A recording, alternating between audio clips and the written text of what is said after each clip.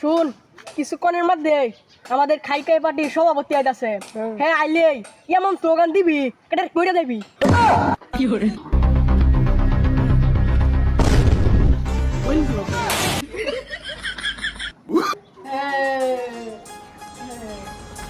নতুন দলের ভালো একটা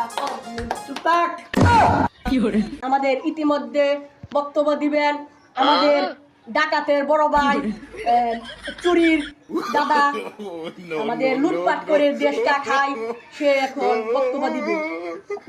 প্রিয় সংগ্রামী ভাইয়েরা, আমরা নতুন দল, আমরা আবার নতুন করে দেশ শুরু করব।